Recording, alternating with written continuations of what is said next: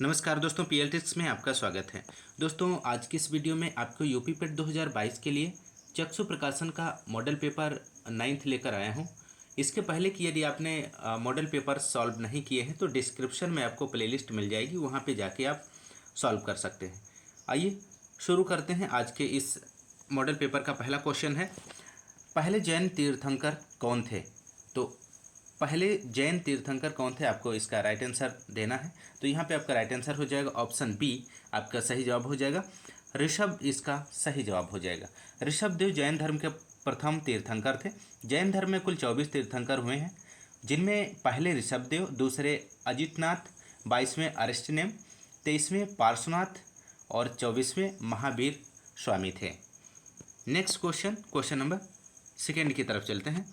अशोक के आक्रमण के दौरान कलिंग की राजधानी कौन सी थी? तो आपको बताना है दोस्तों, अशोक के आक्रमण के दौरान कलिंग की राजधानी कौन सी थी?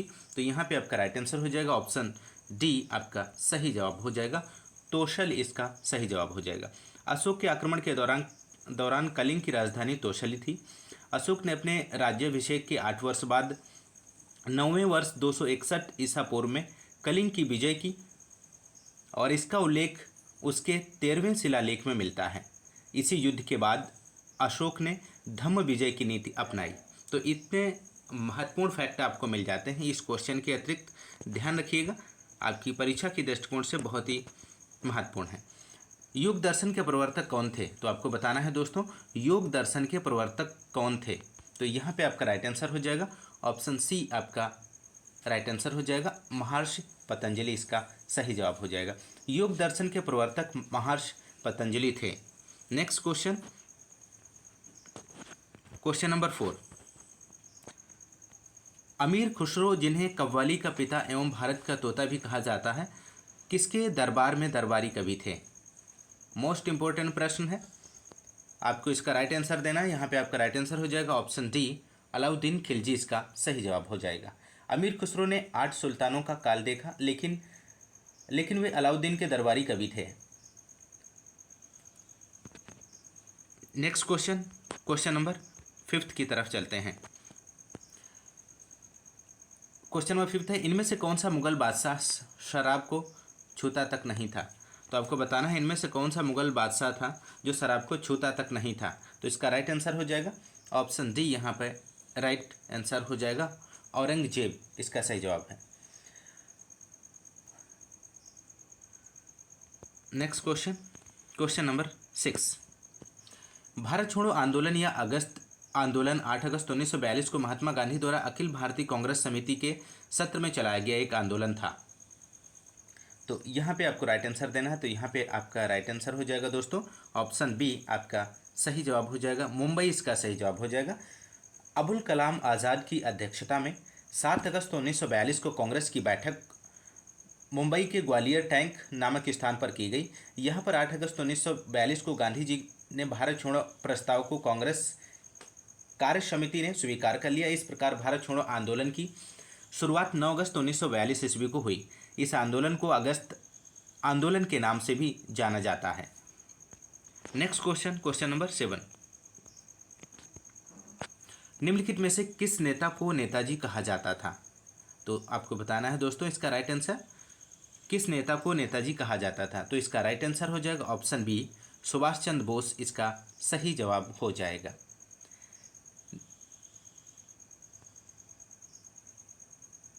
और यहाँ पे आपका सही जवाब ऑप्शन बी होगा। नेक्स्ट क्वेश्चन की तरफ चलते हैं। Question number 8। 1928 के बारडोली सत्याग्रह का नेतृत्व किसने किया था? तो आपको बताना है। तो यहाँ पे आपका राइट आंसर हो जाएगा ऑप्शन बी, सरदार वल्लभ भाई पटेल, इसका सही जवाब हो जाएगा। नेक्स्ट क्वेश्चन, क्वेश्चन नंबर 8 आपका हो गया है। 9th की तरफ चलते हैं। अपराधियों के रूप में नहीं बल्कि राजनैतिक बंदियों के रूप में इलाज की मांग करते हुए किस क्रांतिकारी की जेल में 64 दिन उपवास के बाद मृत्यु हो गई थी? तो दोस्तों इसका राइट जवाब देना है आपको। यहाँ पे आपका राइट आंसर हो जाएगा ऑप्शन ए, जतिन दास, इसका सही जवाब हो जाएगा। Next question, question number 10। Mahatma Gandhi द्वारा भारतीय राष्ट्रीय कांग्रेस के कितने अधिवेशनों का सभापतित्व किया गया? तो यहाँ पे आपका राइट आंसर हो जाएगा ऑप्शन सी, एक अधिवेशन का सभापतित्व किया गया था। महात्मा गांधी ने भारतीय राष्ट्रीय कांग्रेस का 40वां एकमात्र अधिवेशन की अध्यक्षता बेलगांव में 1924 में की थी। Next question number 11। भारत के किस राज्य में वन क्षेत्र सर्वाधिक है? तो आपको बताना है दोस्तों, भारत के किस राज्य में वन क्षेत्र सर्वाधिक है। तो यहाँ पे आपका राइट आंसर हो जाएगा ऑप्शन ए। यहाँ पे आपका राइट आंसर हो जाएगा मध्य प्रदेश। ध्यान रखिएगा, बहुत ही मोस्ट इंपॉर्टेंट प्रश्न है आपके लिए। भारत वन रिपोर्ट 2017 के अनुसार सर्वाधिक वन क्षेत्र मध्य प्रदेश में है, जबकि अगर हम प्रतिशत की दृष्टि से बात करें तो लक्षद्वीप सर्वाधिक वन क्षेत्र वाला राज्य केंद्र शासित प्रदेश है। तो आप ध्यान रखिएगा। नेक्स्ट क्वेश्चन नंबर 12 की तरफ चलते हैं। भारत में कितनी फसली ऋतुएं पाई जाती हैं? तो आपको बताना है भारत में कितनी फसली ऋतुएं पाई जाती हैं। तो यहाँ पे आपका राइट आंसर हो जाएगा ऑप्शन सी, 3 फसली ऋतुएं पाई जाती हैं। भारत में 3 फसली ऋतुएं पाई जाती हैं, जिसमें रबी, खरीफ, जायद की फसल ऋतु कहते हैं। रबी की फसलें गेहूं, चना, मटर, सरसों आती है। नेक्स्ट क्वेश्चन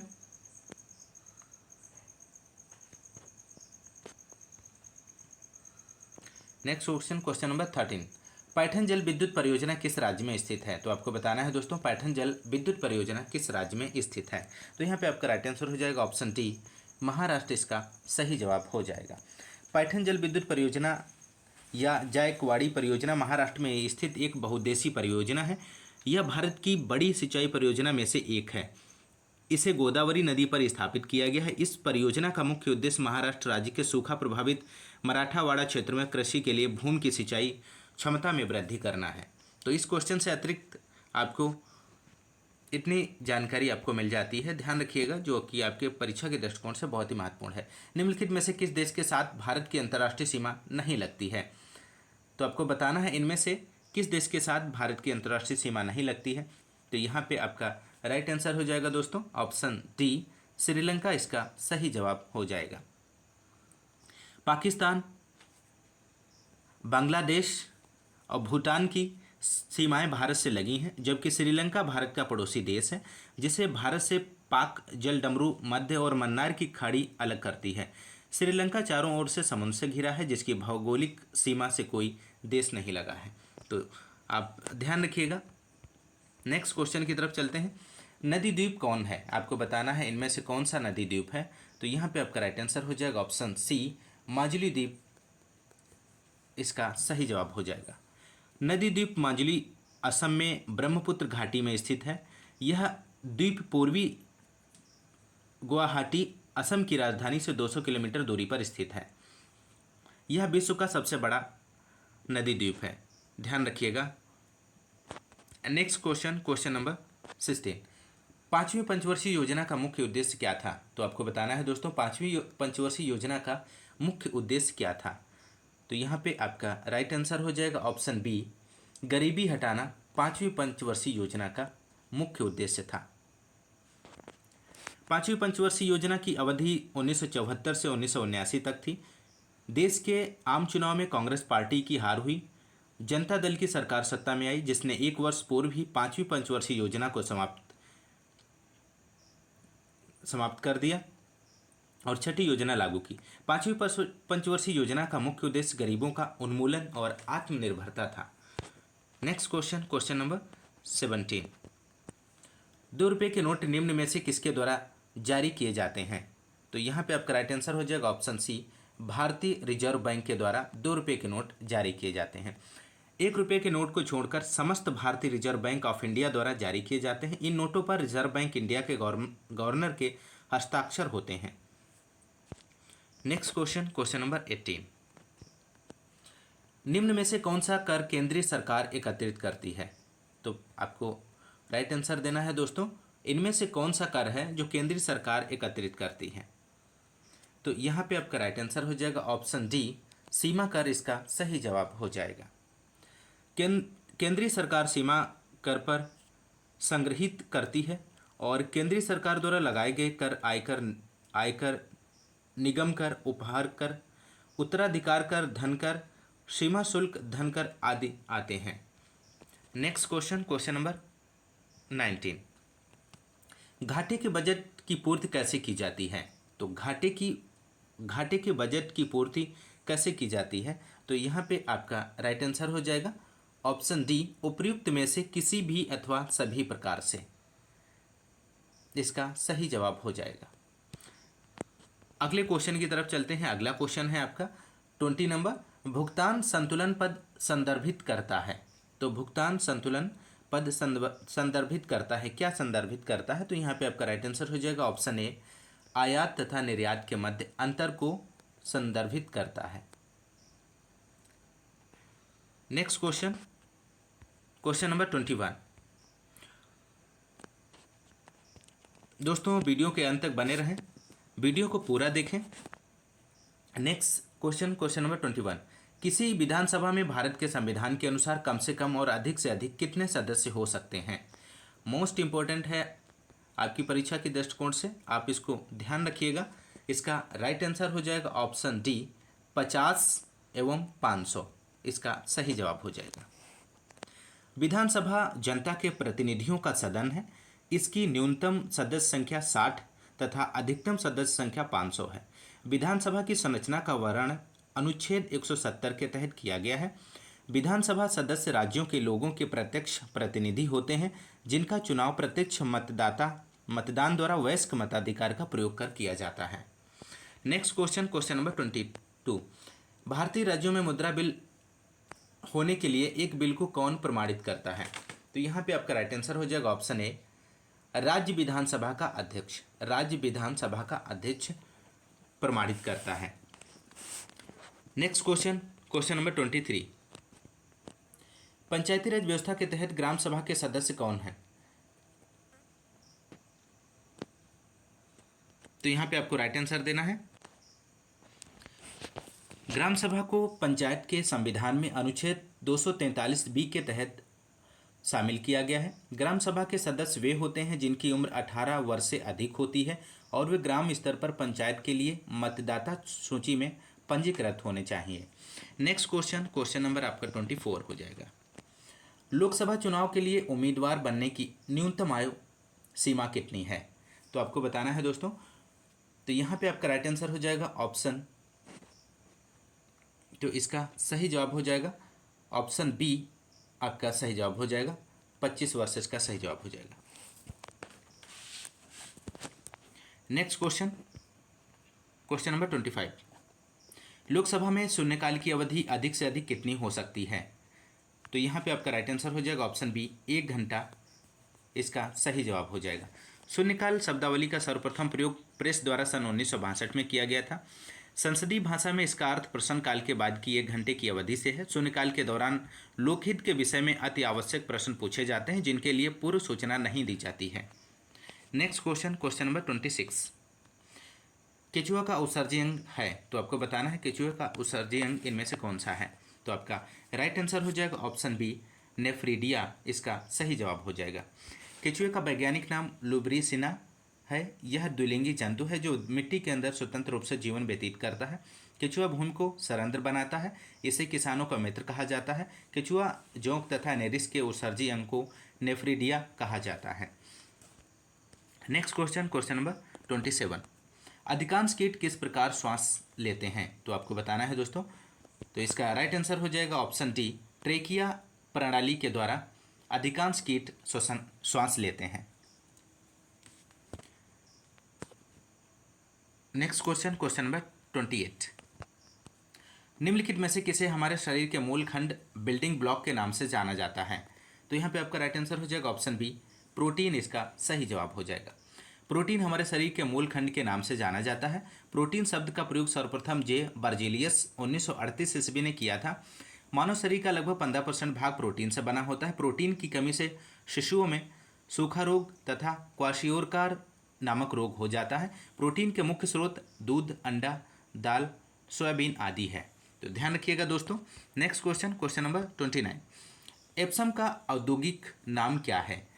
एप्सम का औद्योगिक नाम क्या है आपको बताना है। तो यहाँ पे आपका राइट आंसर हो जाएगा ऑप्शन ए, मैग्नीशियम सल्फेट, इसका सही जवाब हो जाएगा। मैग्नीशियम सल्फेट राइट आंसर हो जाएगा। नेक्स्ट क्वेश्चन, क्वेश्चन नंबर 30, शुद्ध पानी का पीएच निकटतम है, तो आपको बताना है शुद्ध पानी का पीएच कितना होता है। तो यहाँ पे आपका राइट आंसर हो जाएगा ऑप्शन बी आपका सही जवाब हो जाएगा, 7 होता है। शुद्ध पानी का पीएच 7 होता है। पीएच मान 0 से 14 के बीच होता है स्केल पे, और जिन विलेनों का मान 7 से कम होता है वे अम्लीय होते हैं, और जिन विलेनों का मान 7 से अधिक होता है वे क्षारीय होते हैं। शुद्ध जल उदासीन होता है, इसका पीएच मान 7 होता है। शुद्ध जल विद्युत का कुचालक होता है, और 4 डिग्री सेंटीग्रेड पर जल का घनत्व अधिकतम तथा आयतन न्यूनतम होता है। बहुत ही महत्वपूर्ण फैक्ट हैं, आपको ध्यान में रखना है। नेक्स्ट क्वेश्चन, क्वेश्चन नंबर 36, गुप्त का विलोम क्या है। यहाँ से आपके हिंदी के क्वेश्चंस शुरू हो जाते हैं। गुप्त का विलोम क्या होगा, तो यहाँ पे आपको बताना है दोस्तों। तो इसका राइट आंसर हो जाएगा ऑप्शन सी, यहाँ पे राइट आंसर हो जाएगा, गुप्त का विलोम प्रकट होता है। नेक्स्ट क्वेश्चन, क्वेश्चन नंबर 37, मंजूर का समानार्थी शब्द है, तो आपको बताना है मंजूर का समानार्थी शब्द क्या है। तो यहाँ पे आपका राइट आंसर हो जाएगा ऑप्शन सी, स्वीकार करना, इसका सही जवाब हो जाएगा ऑप्शन। यहाँ पे नेक्स्ट क्वेश्चन की तरफ चलते हैं। 38, हतभागी का स्त्रीलिंग क्या है। हतभागी का स्त्रीलिंग बताना है दोस्तों आपको। तो यहाँ पे आपका राइट आंसर हो जाएगा ऑप्शन सी, हतभाग्या इसका सही जवाब हो जाएगा। नेक्स्ट क्वेश्चन, क्वेश्चन नंबर 39 की बात करते हैं। निष्कपट शब्द का संधि विच्छेद क्या है। तो निष्कपट शब्द का संधि विच्छेद क्या है दोस्तों, तो यहाँ पे आपका राइट आंसर हो जाएगा ऑप्शन ए, निह प्लस कपट बराबर निष्कपट होता है।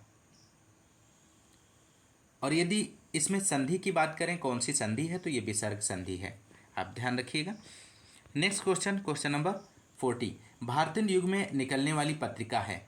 तो आपको बताना है दोस्तों भारतीय युग में कौन सी इनमें से पत्रिका है भारतीय युग की। तो यहाँ पे आपका राइट आंसर हो जाएगा ऑप्शन ए, कवि वचन सुधा हिंदी प्रदीप, इसका सही जवाब हो जाएगा। Next question,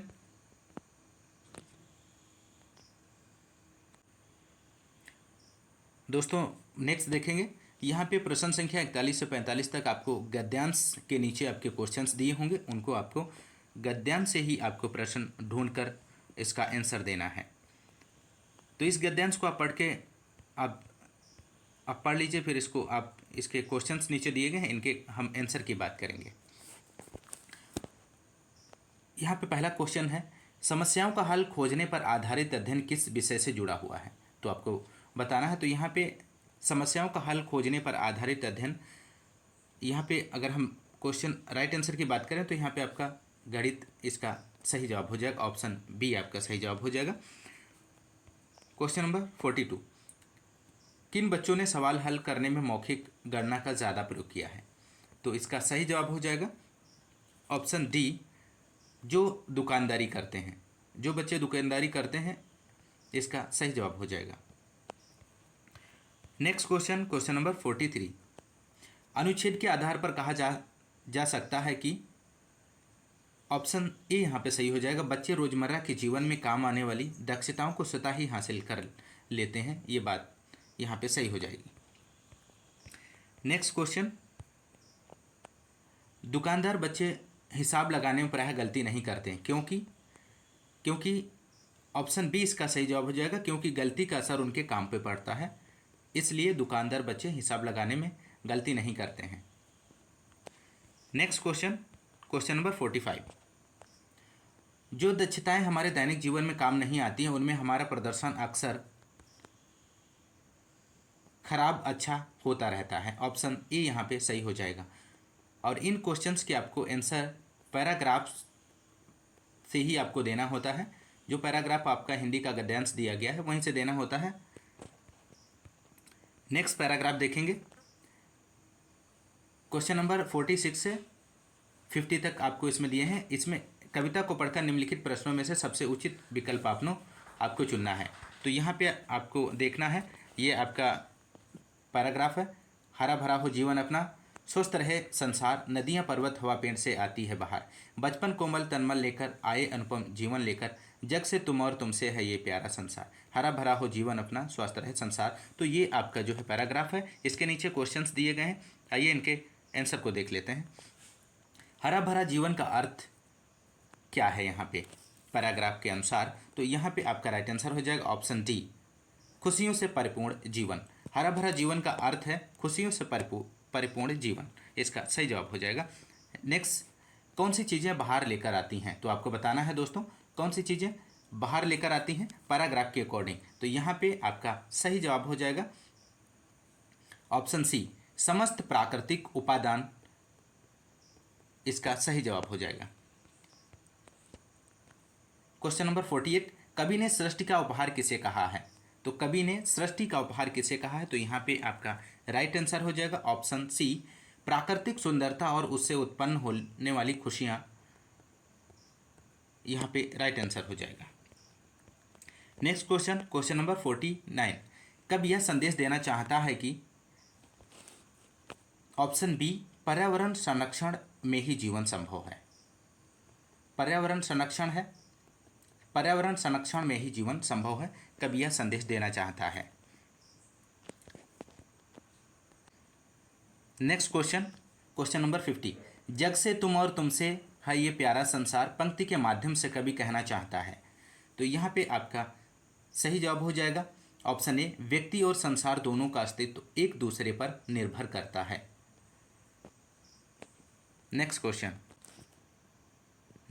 question number 71, Bharat के पहले प्रधानमंत्री पंडित जवाहरलाल नेहरू ने 14 अगस्त 1947 की मध्य रात्रि को नियत से वादा या ट्रस्ट विद डेस्टिनी शीर्षक भाषण कहाँ से दिया था?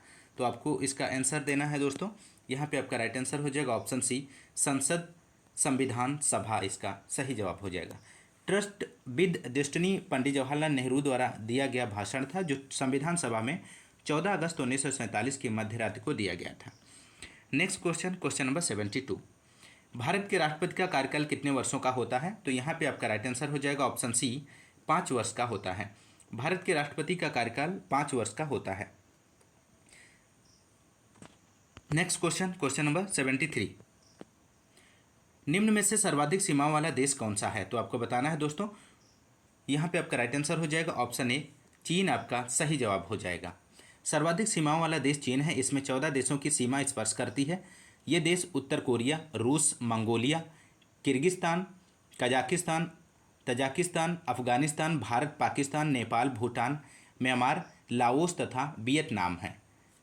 Next question, question number 74, Sweden की राजधानी का नाम क्या है? तो स्वीडन की राजधानी का नाम क्या है, इनमें से आपको बताना है। तो यहाँ पे आपका राइट आंसर हो जाएगा ऑप्शन ए, स्टॉकहोम हो जाएगा इसका सही जवाब। स्वीडन की राजधानी स्टॉकहोम में है और स्विट्जरलैंड बर्न है, लग्जमबर्ग है, स्पेन का मैड्रिड है, ये आप ध्यान रखिएगा। नेक्स्ट क्वेश्चन, क्वेश्चन नंबर 71 आपका हो चुका है। नेक्स्ट क्वेश्चन, क्वेश्चन नंबर 75, आगामी वे जनजातियां हैं जो रहती हैं। तो आपको बताना है दोस्तों, आगामी वे जनजातियां हैं जो रहती हैं, इसका सही जवाब हो जाएगा ऑप्शन सी, आपका सही जवाब हो जाएगा नागालैंड, इसका सही जवाब हो जाएगा।